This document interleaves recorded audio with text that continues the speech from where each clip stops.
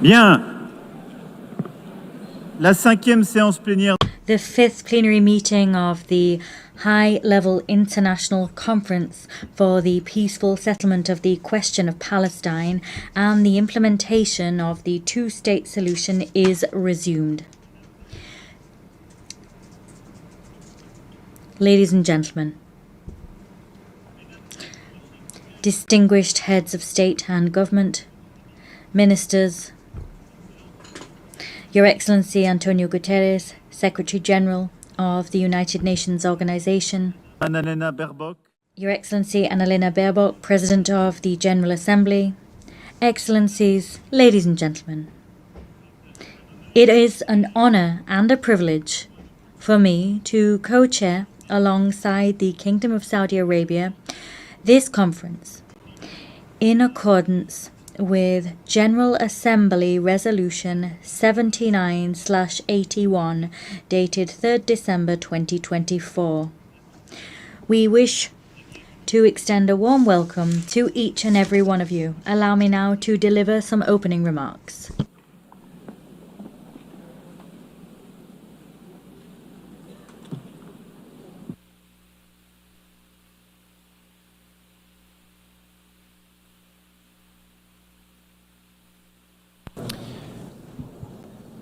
Madame la Présidente de President of the General Assembly, Secretary General, Heads of State and Government, ladies and gentlemen. We've gathered here because the time has come. The time has come to free the 48 hostages detained by Hamas. The time has come to stop war, the bombing in Gaza, the massacres and the fleeing people. The time has come because there's a pressing urgency everywhere. The time for peace has come because we're just a few moments away from no longer being able to seize peace. This is why we have gathered here today. Some might say it's too late. Others might say it's too early. But one thing is certain. We can no longer wait. In 1947, this assembly decided on the splitting of mandatory Palestine across two states, a Jewish state and an Arab state, thus recognizing the right of each of them to self-determination. The international community granted to the state of Israel at last fulfilling the destiny of this people after millennia of roaming and persecution, and Israel founded a beautiful democracy there. The promise of an Arab state to date remains unfulfilled. Since then, there's been a long path of hope and despair intertwined, which Israelis and Palestinians have gone down, each in their own way. We have walked alongside them, each of us in keeping with our history and our sensibilities. But the truth is that we bear a collective responsibility for, to date, having failed to build just and lasting peace in the Middle East. This is what became evident to us on the 7th of October 2023, when the Israeli people suffered the worst terrorist attack in its history.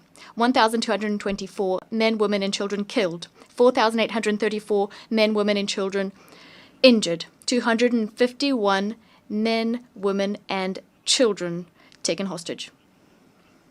The cruelty of Hamas and all those who collaborated in this massacre dumbfounded Israel and astounded the world.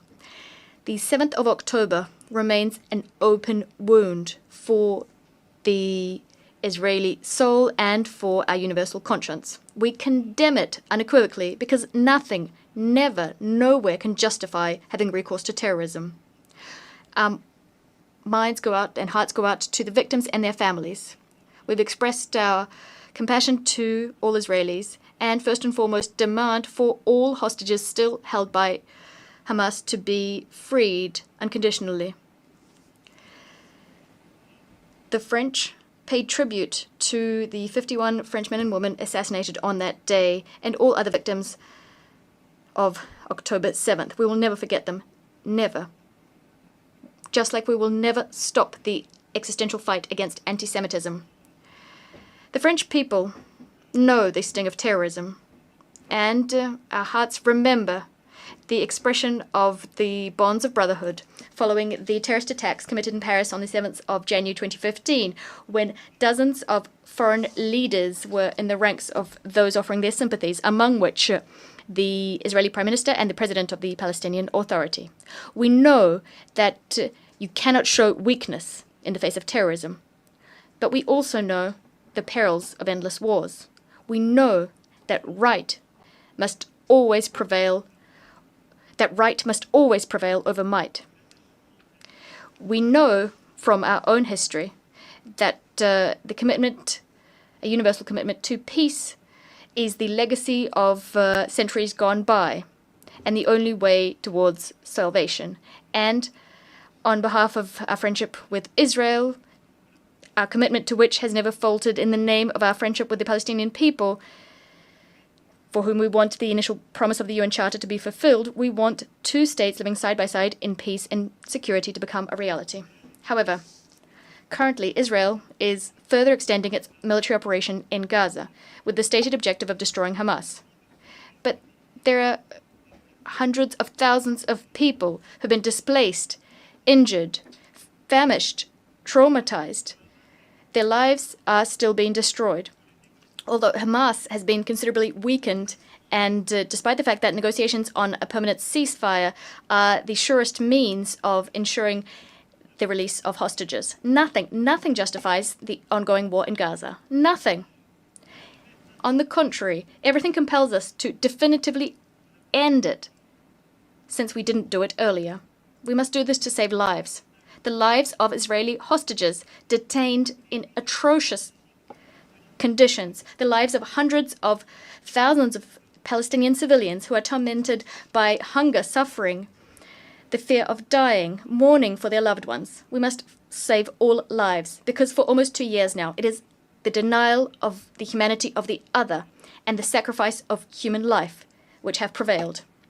Yes, since the 7th of October, it is the life of the other that is being denied. We've been saying this since the first day of the war in Gaza. A life is a life. I know this because I held in my arms the families of hostages I met in Tel Aviv and in Paris. I'm thinking of the mother of Eata David, a hostage who was famished and displaced. I'm thinking of Nimrod Cohen, a 19-year-old hostage whose father I just met.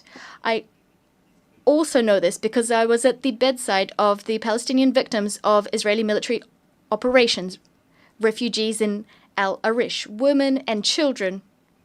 I will never forget the way they looked at me. I know this because I met young people from Gaza who we are hosting in France. I'm thinking of Rida Baroud, who today continues to bear witness to the distress of her loved ones in Gaza. A life is a life. We are duty-bound, all of us, to protect each other. This duty is indivisible, just as our common humanity is indivisible. There is a solution, a way of breaking the cycle of war and destruction. It lies in the recognition of the other, of his and her legitimacy, humanity, and dignity. We must reopen our eyes and see human faces there where war has deposited the mask of the enemy or the marks of a target. We must recognize that Palestinians and Israelis are living in twin solitude. The solitude of the Israelis following of the 7th of October 2023 and the solitude of Palestinians at their wits' end in the face of this ceaseless war. The time has come, because the worst could still come to pass. The sacrifice of more civilians, the expulsion of the people of Gaza to Egypt, the annexation of the West Bank, the death of hostages detained by Hamas, or facts on the ground which could irreversibly change the situation there on the ground.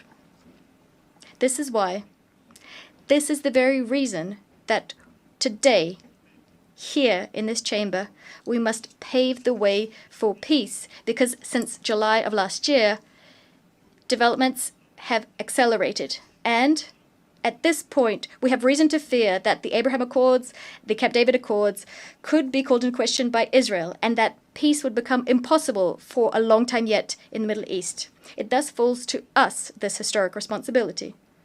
We must do everything within our power to preserve the very possibility of a two-state solution. Israel and Palestine living side by side in peace and security. The time has come. This is why, true to the historic commitment of my country to the Middle East, to peace between the Israelis and the Palestinians, this is why I declare that today France recognizes the state of Palestine.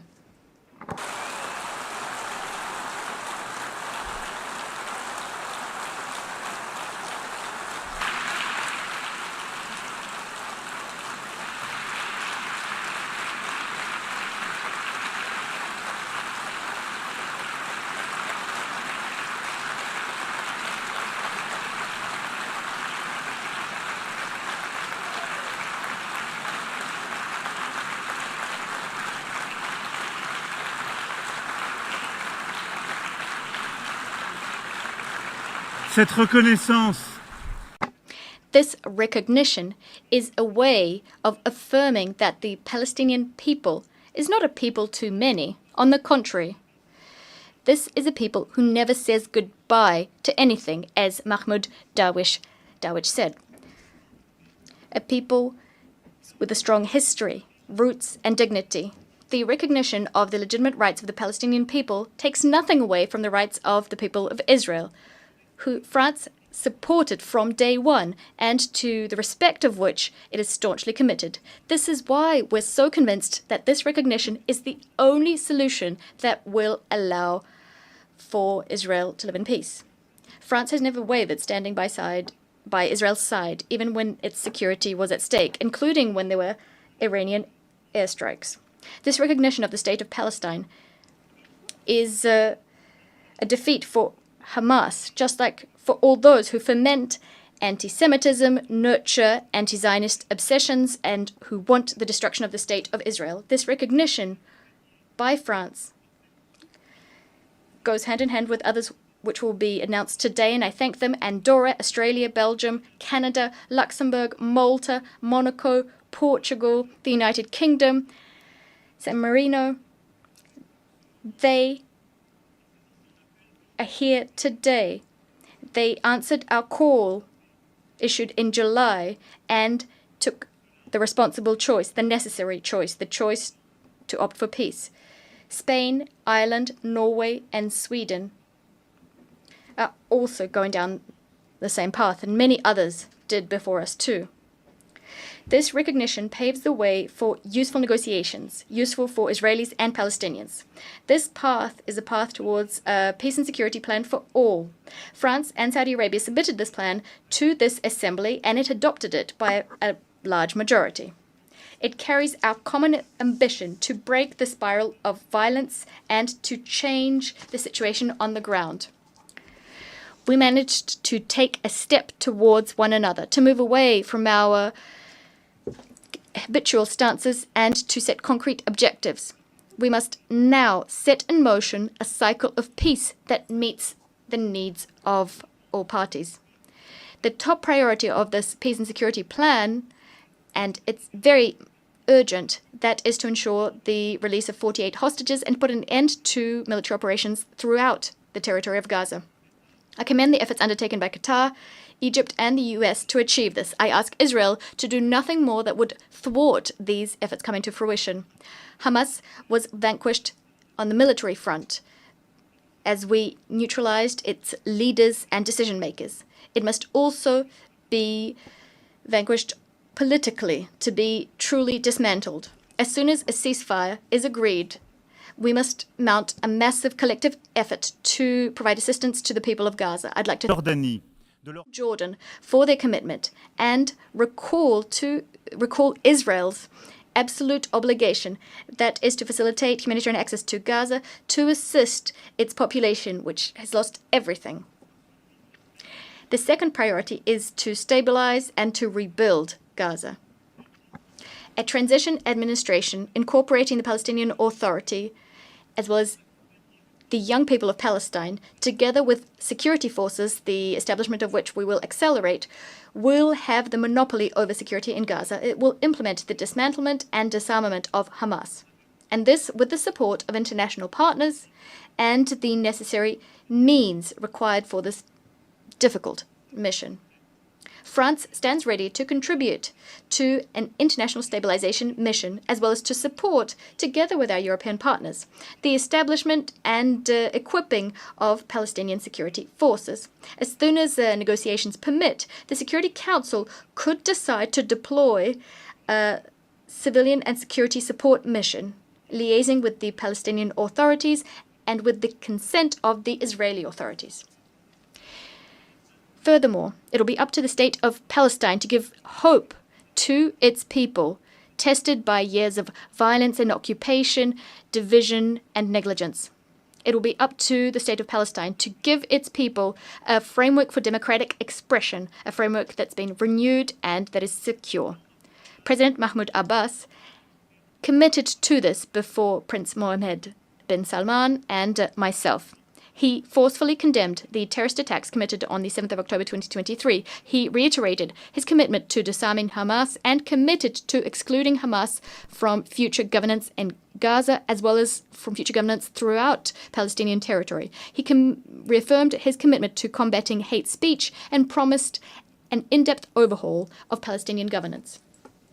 France will pay close attention to the full implementation of all of the commitments made to us. This renewed Palestinian Authority is a necessary prerequisite for the success of the indispensable negotiations we'll need to resume to come to an agreement on each of the final status issues. It's within this framework that I will be able to decide to open an embassy to the state of Palestine as soon as all of the hostages detained in Gaza have been freed and a ceasefire has been established. What France will be demanding of Israel will be just as considerable. Together with our European partners, we will be pegging, that is, our level of cooperation with Israel to the provisions, the measures Israel will be taking to put an end to the war and negotiate peace. It's thanks to this path that we will get a state of Palestine which is sovereign, independent, and demilitarized, bringing together all of its territories, recognizing Israel and being recognized by Israel in a region which will at last see peace reign upon it. What I also expect of our Arab and Muslim partners, who have not yet done so, is for them to uphold their commitment to recognize the state of Israel and to engage with Israel in normal relations as soon as the state of Palestine has been established. In so doing, together we will demonstrate dual recognition for the benefit of peace and security of all in the Middle East. Ladies and gentlemen, this is our peace plan.